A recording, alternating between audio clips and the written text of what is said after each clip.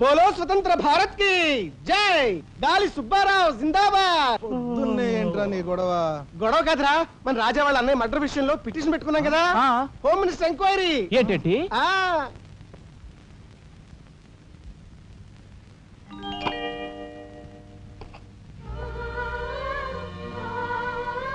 లక్ష్మి, పట్టు చీర కట్టుకొని ఒంటి నిండా నగలు పెట్టుకుంటే నువ్వు శ్రీ మహాలక్ష్మిలా ఉంటావు.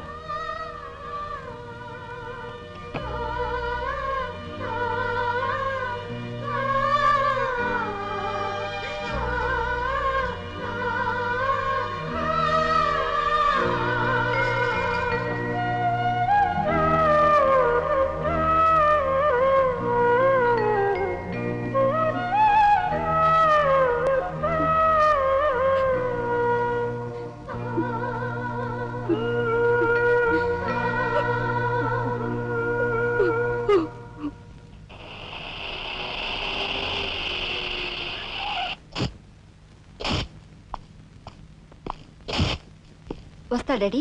ఇక్కడ దాకా వచ్చి మీ ఆయన చూడకపోతే అలుగుతాడేమో. పద, నేను వస్తాను. ఇదిగో కార్ రివర్స్ చేసుకో. అలాగే సార్.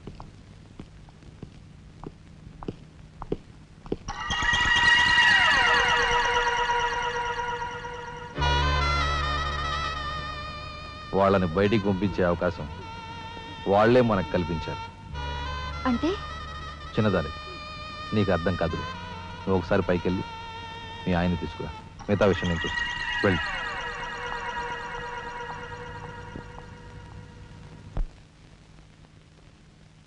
రాయ్ ఇట్రా.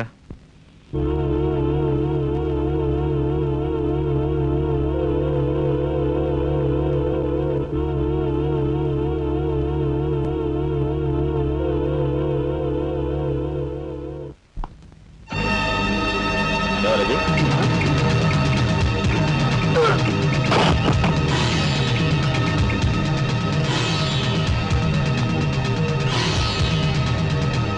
చూసారా మీ వదిన గారి రాసలీలలు?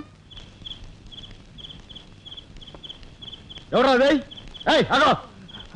అయ్యా నువ్వా? మొగుడు చేస్తే ఆడవాళ్ళు నుదురు కుంకుమ తీసేస్తారని ఇప్పటి వరకు తెలుసు, కానీ చాటు మొగుడు వచ్చినప్పుడు బొట్టు కూడా పెట్టుకుంటారని ఇప్పుడే తెలిసింది. ఇన్నాళ్ళు నిన్ను వదినగా కాదు, తల్లి కన్నా ఎక్కువగా చూసుకున్నాను.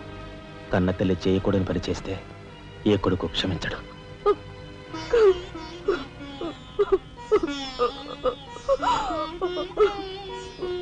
ఇది గౌరవస్తులుండే ఇల్లు. మీరంతా ఎక్కడుండాలో మీరే నిర్ణయించుకోండి. కలెక్టర్ గారు, గౌరవనీయమైన మేజిస్ట్రేట్ హోదాలో జడ్జిమెంట్ ఇచ్చే ముందు మనిషిగా ఒక్క నిమిషం ఆలోచించండి. ఇన్నాడు మాతో కలిసిమెలిసి పెరిగిన ఒక కుటుంబ సభ్యుడిగా ఎవరో ఎలాంటి వారో తెలుసుకుని మరీ తీర్పునివ్వటం మంచిది. మన కంటి కనిపించేవని నిజాలు కావు. ఈవేళ అన్నయ్య వదిన పెట్టుకున్న బొట్టు నిజం కాదా? కట్టుకున్న పట్టుచీర నిజం కాదా? నేను చూస్తుండగానే ఆ డ్రైవర్ ఇవిడి గది నుంచి బయటకు రావడం నిజం కాదా? ఇవి చాలవా, లేక అగ్ని పరీక్ష చేయించాలా?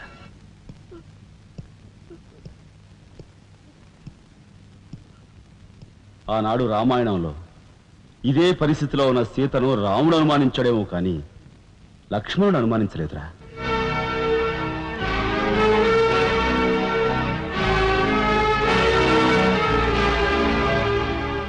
నాయనమ్మా, మీరు లోపలికి వెళ్ళండి. ఏమిటి చీచి? మీ అన్నయ్య ఇంట్లోంచి బయటికి పొమ్మన్నా ఇంకా ఉండేందుకు సిగ్గులేదు? సిగ్గా? ఆ సిగ్గు అనేది నీకు మీ నాన్నకు ఉంటే మమ్మల్ని ఇంట్లోంచి బయటికి పంపేందుకు ఇంత నీచమైన నాటకం ఆడుండేవారు కాదు. పెద్ద వదిని ఎలా రక్షించుకోవాలా అని తాపత్రయపడుతున్నావా? కాదు, చిన్న వదిన పరువు ఎలా నిలబెట్టాలని ఆలోచిస్తున్నాను. ఏంటి నువ్వు అనేది? పారిపోతున్న డ్రైవర్ వ్యధను తీసుకొచ్చి మా అన్నయ్య ముందు నిలబెడితే నీ సంసారం, ఆ తర్వాత నీ బతుకు ఏమైందో ఒక్కసారి ఆలోచించు. నువ్వు నీ బాబు ఎంతమంది కలిసినా మా కుటుంబాన్ని వేరు చేయలేరు. వెళ్ళి నా మాటగా నీ బాబుతో చెప్పు. ఏం కుసావ్? నేను చెప్పానని నీ బాబుతో, బతుకుంటే వాడి బాబుతో కూడా చెప్పు. ఎంత పొగరు! నీకే కాదు, మొత్తం నీ కుటుంబానికే పొగరు. అందుకే చేయకూడని పని ఏం చేశాడో ఏమో మీ పెద్దనేని నడి రోడ్డు మీద పొడిచి చంపారు. ఏమన్నా?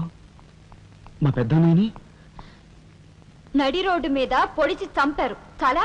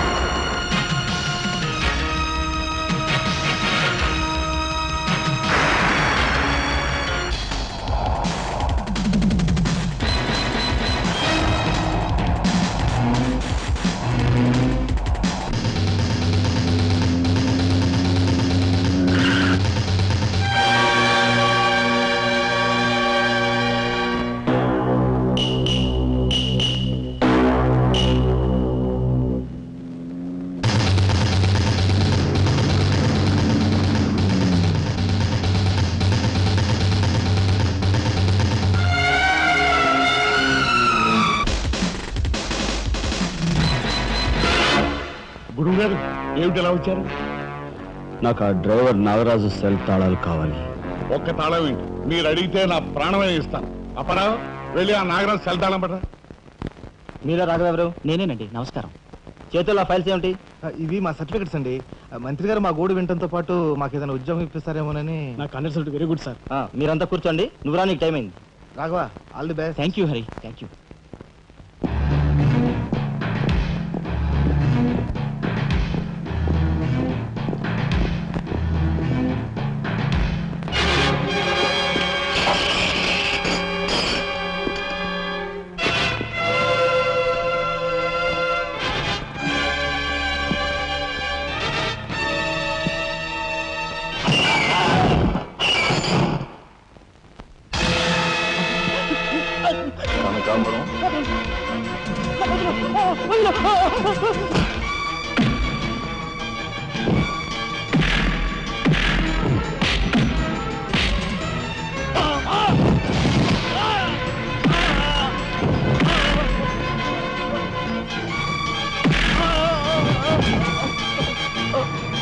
నేను ఎవరు చంపారో చెప్తా, నన్ను చెప్పొద్దు.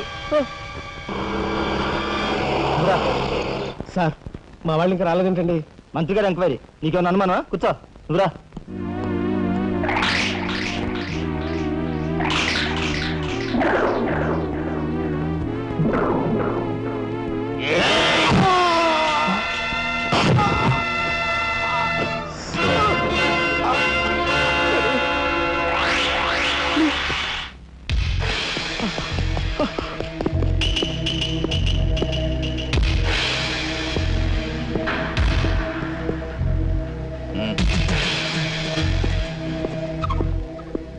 Sure, it will be success. Answer.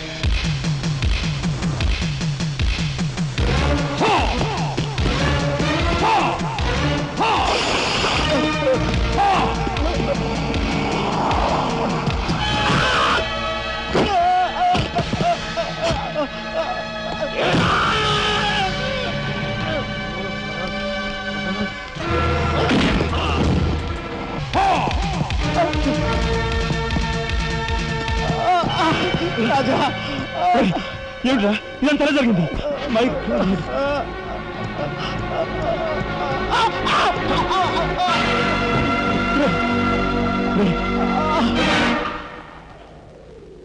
Narayana, Narayana, Narayana, Narayana, రే రే మాట్లాడరా నారాయణ, రే రే ఇదంతా ఎవరు చేశారా? వాళ్ళు మీ పెద్దలేని ఏకాంబరం గారు వాడి తమ్ముడు కలిసి చంపేశారు. అందులో అందులో ఎస్పీ గారికి కూడా సంబంధం ఉంది. మరి మరి ఈ విషయం ఇంతకాలం నాతో ఎందుకు చెప్పలేదురా? చెబితే ఆవేశంలో నువ్వేం చేస్తావని భయపడి చెప్పలేదు.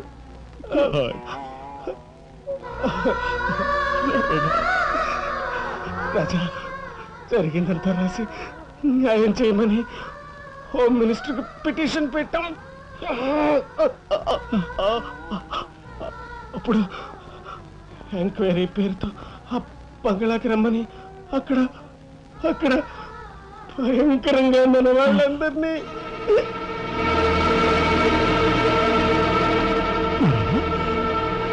నారాయణ,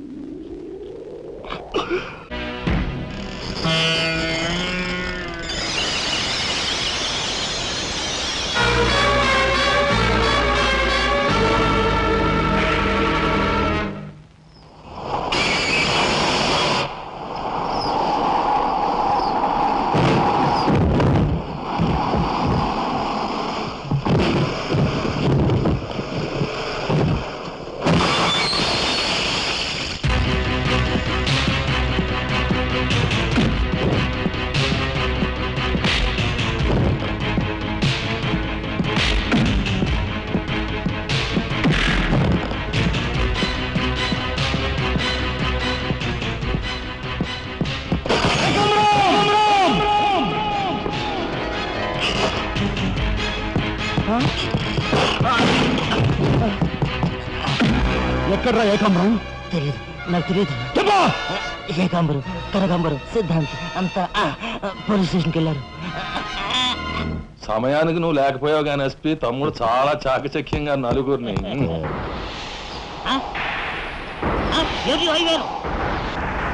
ఓరు వీడు తస్తారవలా బొడ్డు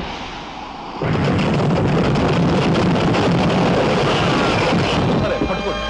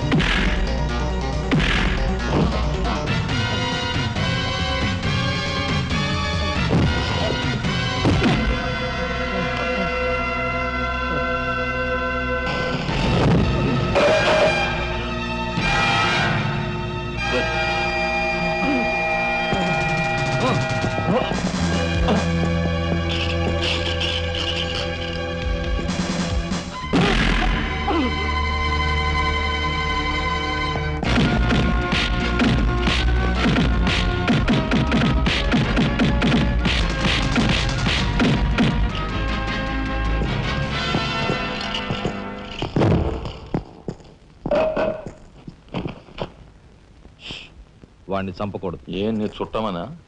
కాదు, ఇంతకుముందు మీరు చంపిన నలుగురిని మీరు చంపలేదని నిరూపించుకోవాలంటే వాడిని చంపకూడదు. ఇదేం మెలిక? అదే ఈ ఎస్పీ స్టైల్. ఓకే.